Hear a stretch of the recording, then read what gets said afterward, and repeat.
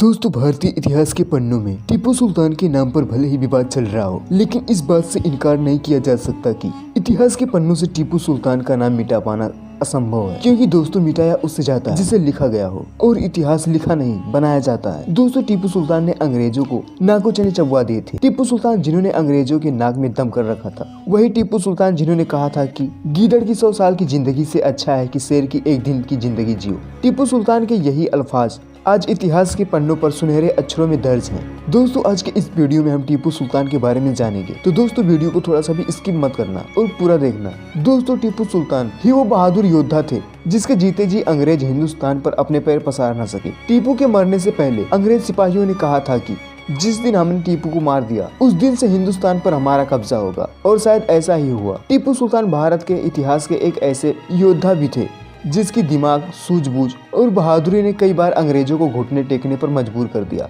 उनकी वीरता के कारण ही वह मैसूर के शेर कहलाए। इसके पीछे भी एक दिलचस्प वाक्य जुड़ा हुआ है, ये कि एक बार टीपू सुल्तान अपने एक फ्रांसीसी दोस्त के साथ शिकार पर निकले, तभी अचानक एक शेर ने टीपू पर उछलकर हमला कर दिया, जिससे हड़बड़ी में उनकी बंदूक नीचे गिर गई। लेकिन टीपू सुल्तान बिना डरे बंदूक उठाकर शेर को वहीं ढेर कर दिया। टीपू के इस बहादुरी को देखने के बाद उनके पिता उन्हें शेर मैसूर यानी टाइगर ऑफ मैसूर का टाइटल दिया। दोस्तों, टीपू सुल्तान बहादुर होने के साथ साथ बहुत ही होशियार थे। उन्हें कई भाषाओं की जानकारी थी। उन्हें तलवारबाजी, घुड़सवारी, बंदूक चलाना बहुत अच्छे से आता था। इतना ही नहीं, उन्होंने कुछ तोप और मिसाइल भी बनाए थे। हालांकि उनके ये मिसाइल आज के मिसाइलों के मुकाबले नहीं थे, लेकिन फिर भी उनका प्रयोग जंगों में किया जाता था, जिनका प्रयोग करने पर दुश्मनों में अफरा तफरी मच जाती थी। उनके इन्हीं मिसाइलों को देखते हुए पूर्व राष्ट्रपति एपीजे अब्दुल कलाम ने उन्हें दुनिया का पहला रॉकेट आविष्कारक बताया। दोस्तों, टीपू सुल्तान का जन्म मैसूर के सुल्तान हैदर अली के घर 20 नवंबर 1750 को देवनाहल्ली यानी कर्नाटक में हुआ था। वर्तमान में यह जगह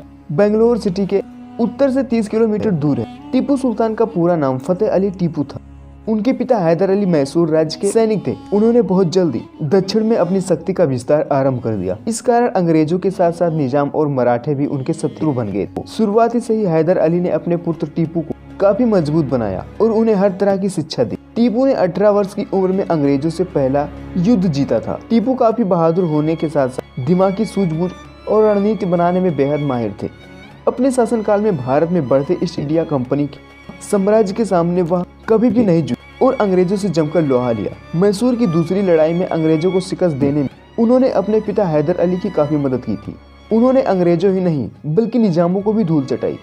अपनी हार से बौखलाया हैदराबाद के निजाम टीपू से गद्दारी और अंग्रेजों से मिल गया।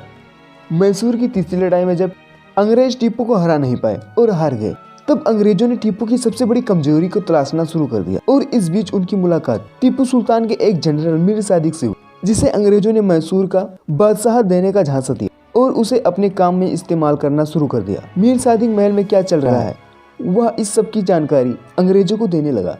आखिरकार 4 मई 1799 को अंग्रेज सिपाहियों ने किले को चारों ओर से घेर लिया और मीर सादिक ने टीपू के जो सैनिक तैनात थे उन्हें धोखे से तनख्वाह देने के बहाने पीछे बुला लिया। उस वक्त टीपू सुल्तान खाना खा रहे थे। वह दौड़कर बाहर आए, तभी टीपू सुल्तान के सैनिकों और वफादारों ने अंग्रेज सैनिकों को देखकर कहा कि आप यहाँ से चले जाएं।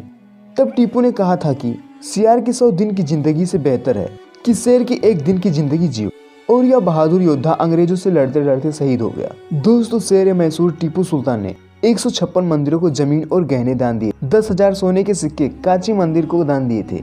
रॉकेट विज्ञान का श्रेय उन्हीं को जाता है। 13 करोड़ में उनकी एक तोप की नीलामी हुई थी। 21 करोड़ की उनकी तलवार की नीलामी हुई थी।